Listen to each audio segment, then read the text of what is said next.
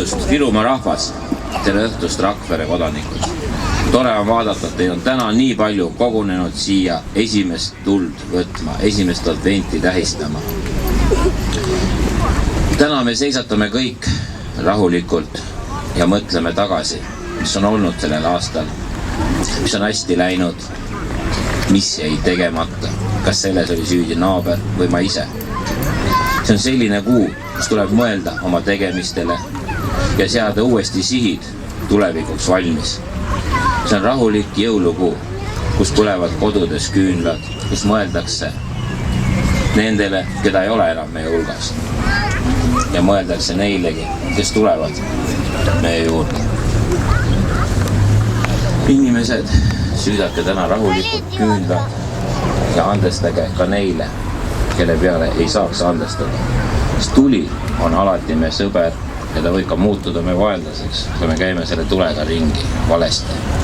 Tuli annab sooja ja tuli toidab meid. Ja sellepärast Lääne-Viru maavalitsuse poolt ulatan ma edasi 3 küünalt. Linna peale 1, et ta hoiaks seda Rakvere rahva jaoks.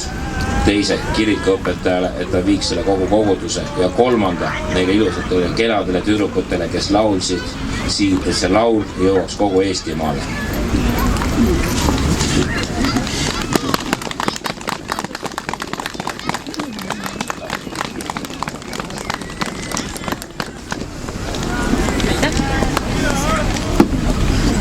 Head rakverelased, head külalised.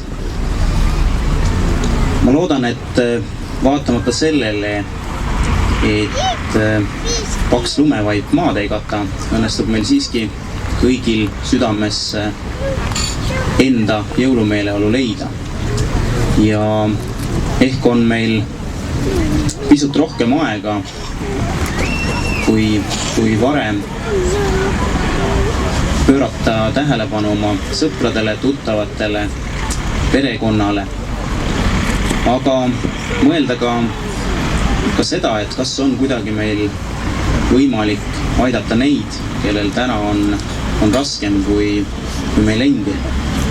Ja kahjuks on sel aastal neid inimesi eriti palju. Soovin kõigile jõulurahu, meeldivat ja ilusat jõulukuud. Kõik, kes tahavad, ja ma loodan, et neid on palju, neil on nüüd võimalus võtta enda koju samuti advendituli.